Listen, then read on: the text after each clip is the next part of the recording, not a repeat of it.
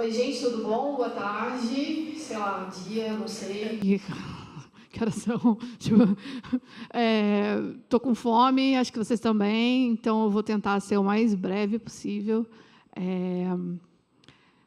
Tem um pessoal chegando, mas acho que dá para começar. Bom, eu vim falar sobre os clichês de UX. Antes de começar, queria me apresentar um pouquinho. Eu sou Alda Rocha, eu sou UX Research hoje, mas eu venho aí de uma carreira de UX de pelo menos 11 anos. Então, quando eu cheguei em UX, tudo era mato, e acho que eu posso falar um pouquinho dos clichês ao longo desses anos. Eu vou falar muito mais da minha visão, tá? Então, assim, eu sou bem chata, bem crítica, digamos assim, então a gente vai conversar depois um pouco. Eu acho que vai sobrar bastante tempo para pergunta, a gente pode explanar um pouquinho mais sobre essa questão. Só para eu entender um pouco, quem aqui trabalha com UX? Legal. E quem nunca viu e nunca ouviu falar de UX? Levanta a mão, por favor. Mais ou menos. É super normal, assim, acho que é legal ver que são poucas pessoas que nunca ouviram falar, então vocês já sabem um pouquinho do que é UX, mas explicando um pouco para quem ainda não teve tanto contato direto. A gente é responsável pela experiência do usuário, falando a grosso modo, falando bem, né, resumindo, experiência do usuário, mas, assim, como a gente está num mundo muito digital, infelizmente, as pessoas resumem essa experiência a telas e interface, mas a experiência ela pode passar, na verdade, ela vai passar da tela e da interface e vai impactar no nosso dia a dia, na experiência como um todo. Quando a gente fala de UX, a gente tem nessa, nossa, você é UX designer, então você fica numa sala cheia de post-it, não sei o quê, né? E sua vida deve ser muito divertida, você passa o dia inteiro desenhando. Que mais? Óbvio que você é UX, né? Você é mulher, então, né? Porque para ser UX você precisa ter mais sensibilidade, né? E tal. E tem algumas coisas que a gente ouve ao longo do tempo, são bem assim, né, tipo de stock photos, assim, tipo, nossa, que vida maravilhosa de UX, criativo, né, criativo da empresa.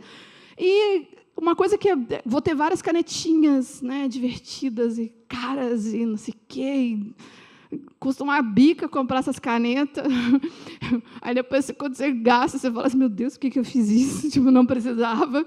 Mas é o que vendem para a gente, tá? Vendem assim, um monte de ilusão para a gente, na verdade, que vai ser tudo mágico, lindo, unicórnios, não sei o quê. E muita calma nessa hora. Ninguém fala que, quando a gente está fazendo as pesquisas, as análises, a gente esbarra por um monte de problema. A gente esbarra em todas as frustrações do usuário.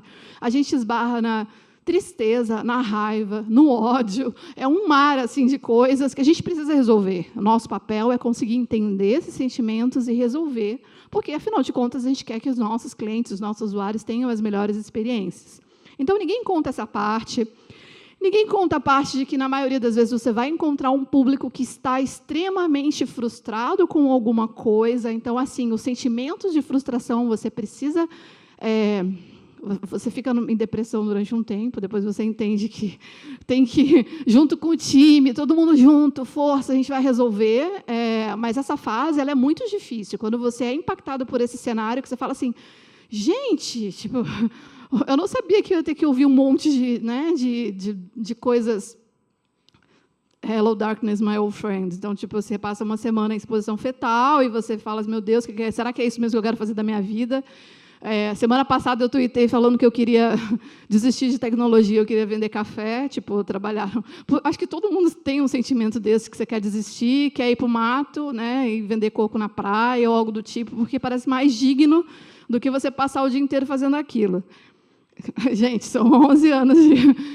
Tipo, só para vocês entenderem um pouco do meu histórico, eu vim do front, eu era front-end, web designer, fui webmaster, tá? Não se enganem por esse rosto, já estou no mercado desde 1998, então, tipo, realmente, quando eu comecei, a internet estava chegando nas casas das pessoas, então ninguém sabia o que estava fazendo. E é muito engraçado que hoje ninguém sabe também direito o que está fazendo. Então, assim, vários anos se passaram, a gente continua sem saber o que a gente está fazendo, tá? Fiquem tranquilas.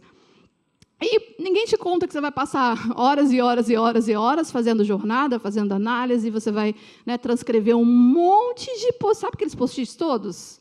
Eles precisam ser transcritos, porque assim, você não vai chegar para o teu stakeholder, sei lá, o chefe ou a pessoa lá, e vai falar, vamos lá na sala, olhar, né? Tipo, é inviável. Eles vão querer uma apresentação com tudo aquilo que você escreveu, e você vai ter que transcrever tudo que está na parede para uma apresentação, provavelmente, condensar aquelas informações e passar aquela informação para frente. Então, assim, toda aquela parede linda, ela vai se transformar em coisas que você vai ter que mudar, sei lá, no Excel, no PPT, ou de alguma forma. Estou sendo bem pé no chão, não estou querendo desanimar vocês, mas, assim, vamos, né, ser realista, porque ninguém fala sobre as horas que você fica dormindo, cuidando de uma parede de jornada, ou então tentando entender como é que é essa experiência desse usuário. Se eu fosse pensar como que é a vida de um profissional de UX design, como que é essa coisa de UX, eu acho que é mais parecido com o filme Indiana Jones, A Última Cruzada. Por que eu acho isso? Porque a gente vai ter que mapear o problema. Quem aqui não viu o filme, pelo amor de Deus? Vocês têm uma missão, e eu vou dar spoiler. Mas, assim, o filme já tem mais de 20 anos, eu acho que não é mais spoiler, já venceu já o rótulo de spoiler, tá? Mas assistam o filme, porque depois vocês vão entender que faz parte né, casa bem com a nossa profissão. Então, aqui você vai mapear o problema, você vai... Opa, peraí. Rascunhar as ideias, aí você vai resolver em grupo, né? E você vai debater sobre as ideias, e você vai ouvir as pessoas. Aí que entra a pegada que vocês não assistiram, eu vou ter que explicar para vocês o que é, né? Porque eu vou contar o fim do filme, tá? Porque o que acontece?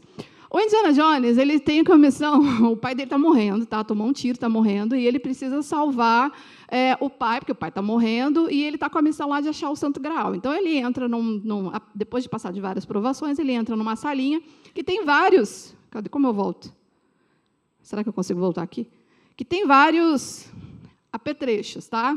E ali ele tem que escolher qual que é o Santo Graal. Se ele tomar o líquido do cálice errado, vai dar ruim e o pai dele vai morrer, tipo, de uma macumba lá, um negócio meio muito doido que vai acontecer lá e ele vai morrer. Porque o cálice, não sei, ele joga esses feitiços. E aí ele precisa resolver com um grupo de nazistas, que ele está preso num negócio cheio de nazistas, ele precisa resolver em grupo, tá? Às vezes a gente está numa sala com umas pessoas que a gente não quer, mas a gente tem que resolver em grupo, a gente tem que ouvir, e infelizmente isso acontece. E a gente tem que debater com as pessoas que vão trair a gente, às vezes, sabe? Mas a gente tem que debater as ideias com essas pessoas.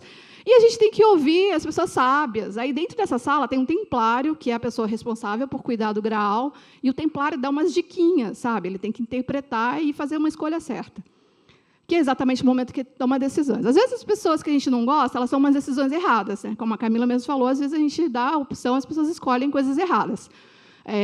Não, gente, esse layout tem até o UX mais inclusive. Não quero, eu quero esse aqui que é mais... Então, às vezes, acontecem decisões erradas ali. E, às vezes, a gente tem empatia para escolher, que eu acho que isso faz muito... Tá, essa palavra empatia, eu tomei ranço, estou com ranço da palavra empatia, porque as pessoas estão usando assim, de um jeito muito...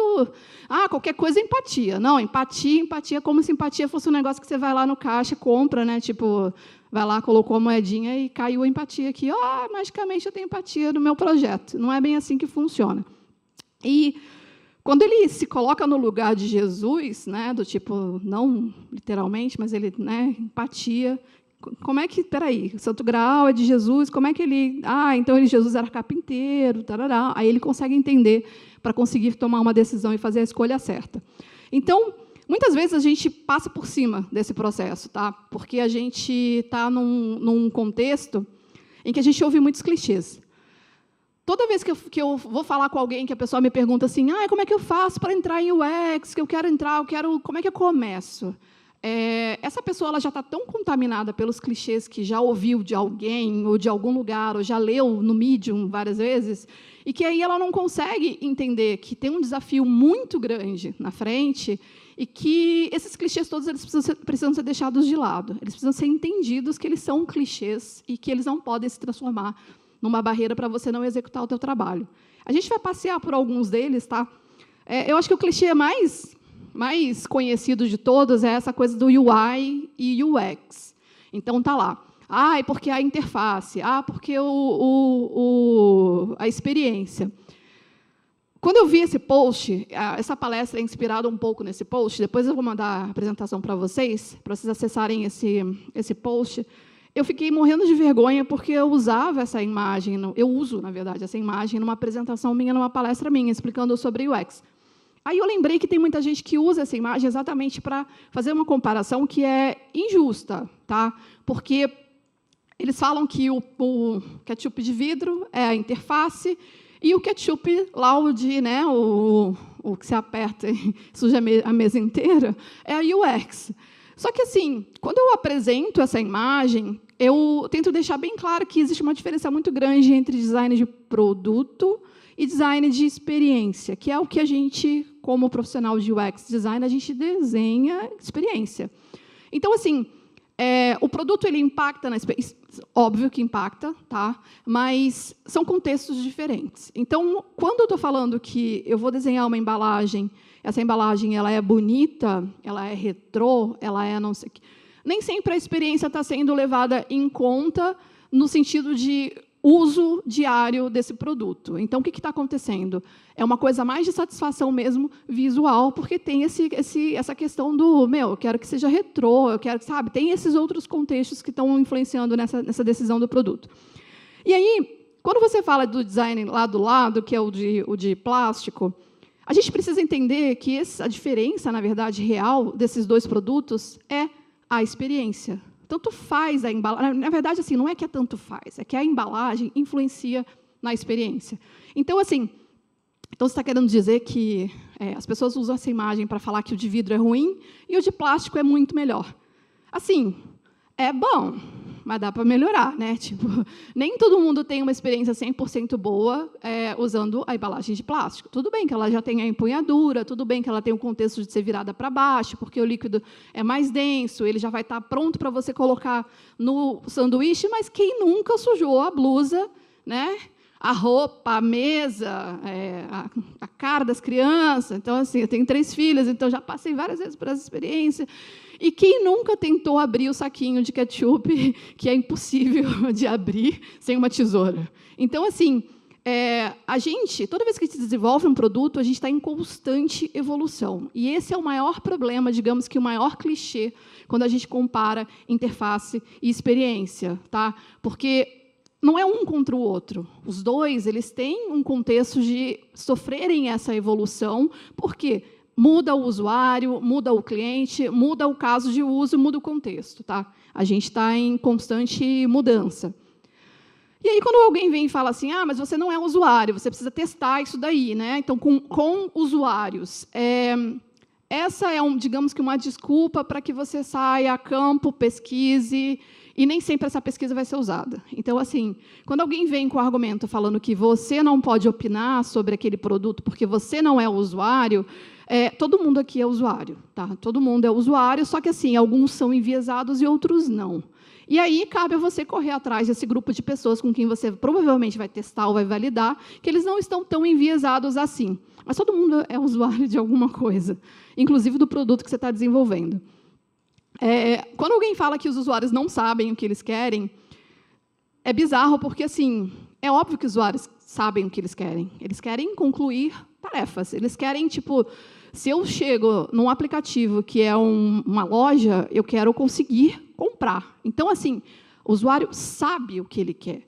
Só que, infelizmente, a gente desenvolve interfaces que têm ruídos no meio desse processo, entendeu? Então, culpar o usuário para falar que ele que está perdido é um caminho muito curto e simples para simplesmente dizer que eu não me importo. Tá? Então, isso é um problema muito sério.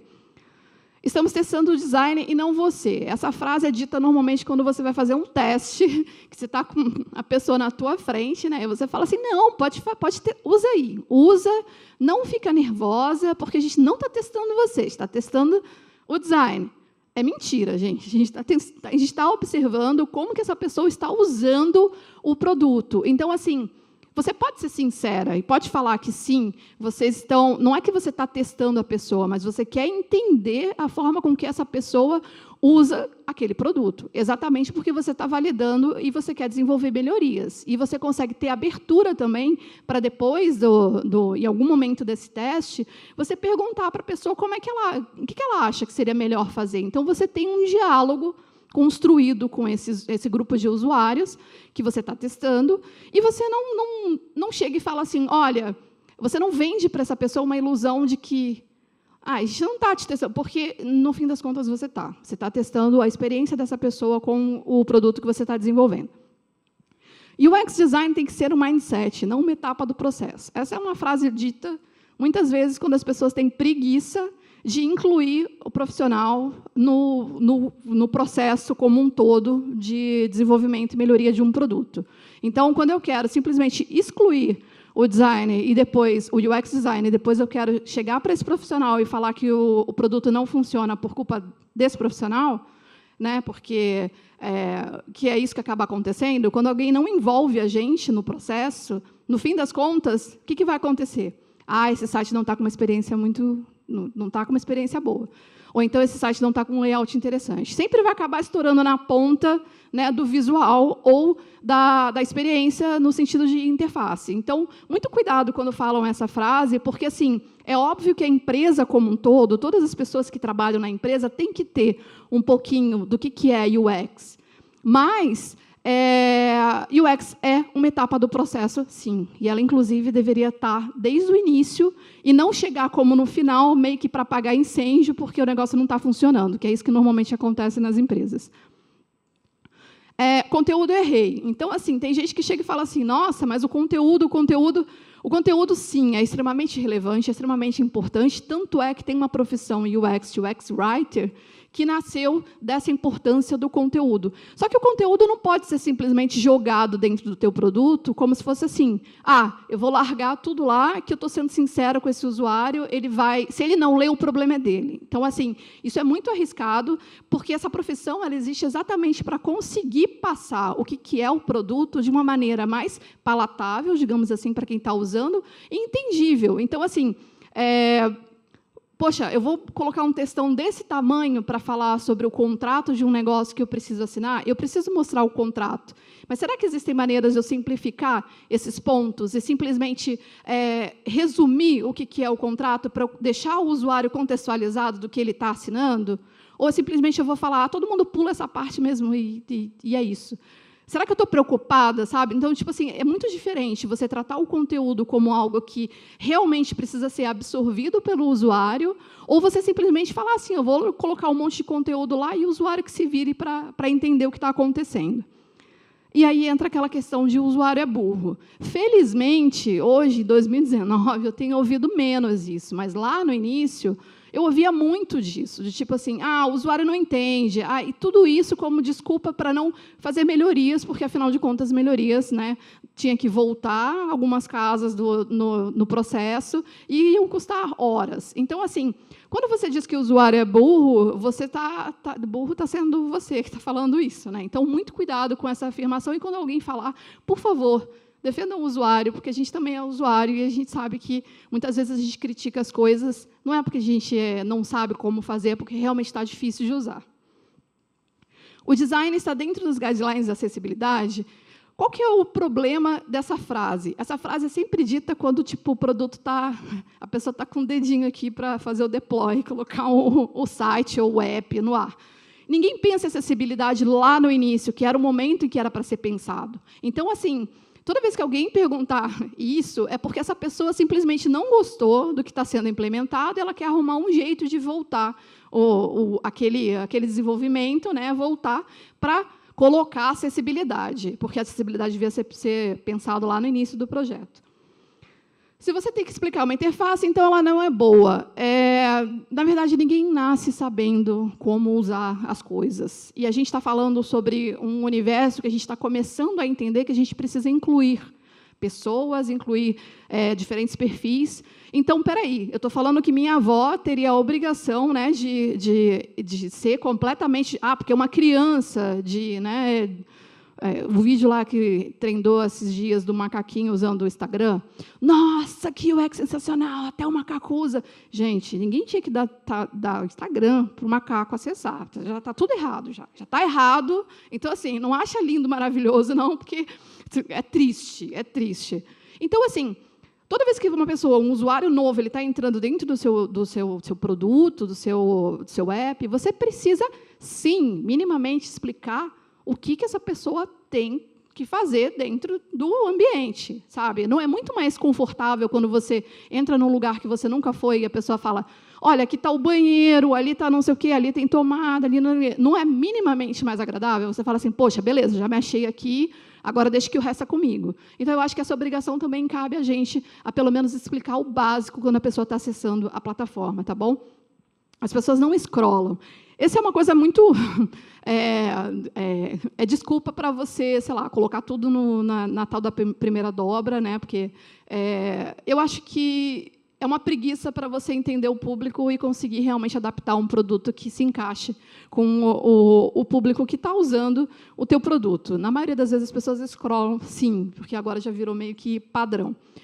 Aí, essa é a pior de todas, porque quando eu falo assim, nossa, olha por exemplo, estamos aqui, né, Nubank. Nossa, olha o Nubank, vamos fazer a experiência igual ao Nubank. Gente, contextos diferentes. Aí você vai lá na startup que tem 2 pessoas e quer fazer igual ao Nubank. Tipo, não vai rolar. Amigo, vamos ser realistas, que a gente está em situações diferentes. Então, assim, o Google, Nubank, passaram por um processo de evolução, de maturidade, de UX e tal, que é diferente do que a gente está passando no dia a dia, lá na empresinha pequena. A gente precisa entender isso. Então, assim, usar como exemplo é interessante, mas não pega a estrutura, copia, cola e tenta aplicar, porque vai ser cruel. Todo mundo vai sofrer no meio do caminho. Todas as telas devem estar acessíveis a 3 cliques. Gente, isso é bizarro. Isso aí é desculpa para não querer estudar ou fazer uma arquitetura melhor, ou querer, sabe, tipo, pelo menos melhorar a distribuição dos elementos e do fluxo do teu produto. Designers devem saber programar? Todo mundo joga essa quando tipo, meio que não tem o que falar. Então, assim, porque designer tem que programar para entender e conversar com o dev. Uma coisa que eu observei aqui que eu achei muito interessante, que todo mundo, pelo menos a maioria das mulheres que falam da área de tecnologia, falam os caras. Então, assim, provavelmente vocês trabalham ou estão num contexto de ainda ter essa diferença de tipo da área de tech ainda ser o domínio dos caras, né? E aqueles caras que falam que você tem que aprender a linguagem dele para poder vir conversar com ele, né? Então, assim, você quer falar de... Isso aqui é técnico. Então, tipo, esse também é um clichê que a gente ouve muito. Então, assim, não, você não precisa... Toda vez que alguém perguntar, ou que você vê uma vaga que está falando lá que é UX, UI e precisa saber Python, questione, tá? Questione, porque essa pessoa não vai levar esse profissional a sério. E, por favor, não se candidate, que você vai sofrer ali dentro. Vamos deixar que os usuários decidam. Você precisa fazer uma modificação e tal, precisa mudar, então o usuário que vai decidir. Na verdade, o usuário espera que você dê escolha para ele, mas assim, que você decida isso, porque ele confia na gente como profissional. Então, se eu estou indo atrás de um produto, porque eu quero usar esse produto, esse app, esse conteúdo, eu estou confiando que quem está fazendo isso sabe me dizer o melhor caminho, entendeu? Então, quando a gente larga para o usuário decidir, a gente está basicamente falando que a gente não sabe do que a gente está mexendo, nem o que a gente está fazendo. Então, assim, assumam o papel de detentores do conhecimento e tipo, eu tenho condições de indicar para o usuário que esse é o melhor caminho, ou que esse é o melhor produto, ou que esse é eu tenho condições de fazer isso porque eu manjo do que eu estou fazendo. Então, assim, não larga a bola para o usuário decidir. Você que é profissional, entendeu? Você que tem que falar assim, não, eu sei a melhor opção é essa e essa, vamos validar, e aí você, depois dessas validações, você vem com a decisão para poder entender o que é melhor para ser aplicado, tá bom? Não tem essa etapa na metodologia. O que acontece? A gente vê muita gente estudando, decorando a metodologia, e aí trava na hora que precisa se virar nos 30. A metodologia ela é um norte, tá? Ela te dá um caminho, mas você tem que ter total capacidade de ou tirar um pedaço ou ir adaptando de acordo com o contexto, tá? A gente não está se adaptando. Então, o que acontece? As pessoas travam. Então, assim, eu não vou rodar o design, sei lá, design sprint, think, porque eu não tenho 5 dias para parar meu time. Encurta, diminui, adapta, pula etapa, faz a que for necessário. Não, mas o Deus do Google vai ficar bravo. Não, não vai ficar, não vai acabar o mundo, nada de ruim vai acontecer. Fiz o curso, sou UX designer, que a gente ouve muito, tá? As pessoas fazem curso, nossa, fiz o curso XPT, fiz o bootcamp do não sei o quê, já sou UX. Não. Muita calma, você precisa colocar a mão na massa e realmente sentir a dor, porque assim, dói, mas dói bastante, a gente sofre muito, mas é muito prazeroso quando a gente vê um produto realmente funcionando, a gente vê um usuário feliz. Então, assim, muito cuidado com as pessoas que fazem muito curso.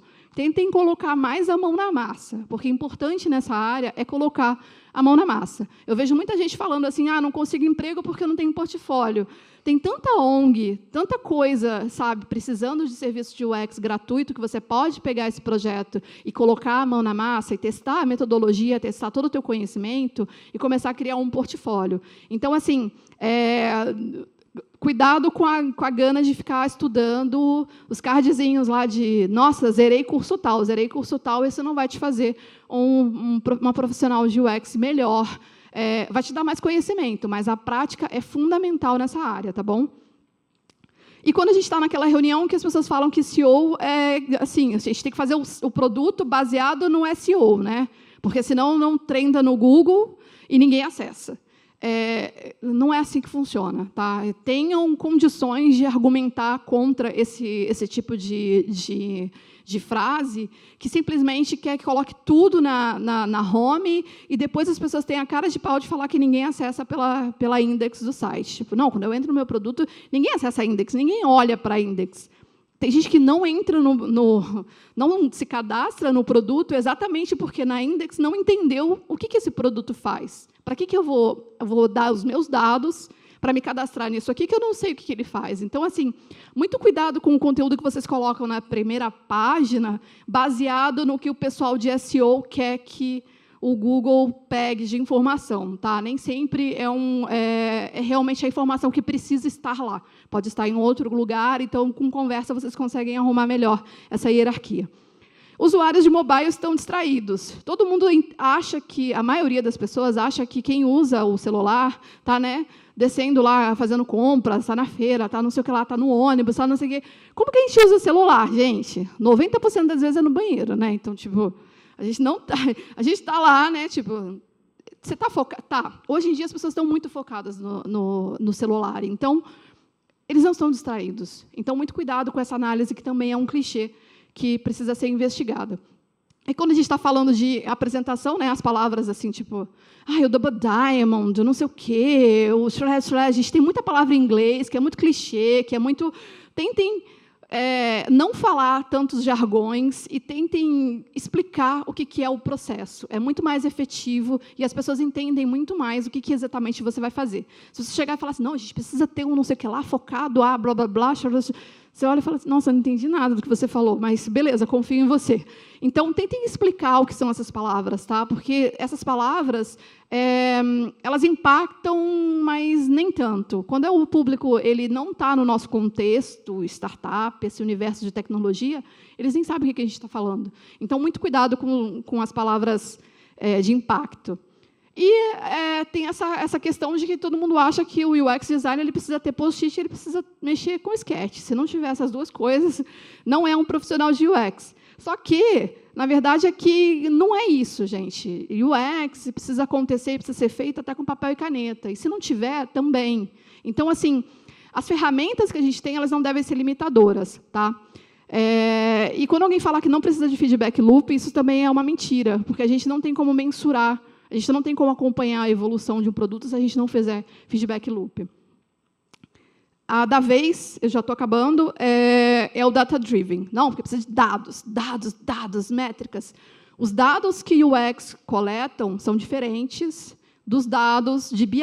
Então, assim, é óbvio que a gente vai lá em BI para dar uma olhada e entender, mas a gente não vai usar os mesmos dados cabulosos de BI para explicar essa questão de experiência do usuário. São dados diferentes. Esses dados eles vêm a partir do momento que você mede. Tá? A partir do momento que você tem a métrica, você consegue chegar com as informações que são os nossos dados, que são bem diferentes do data-driven.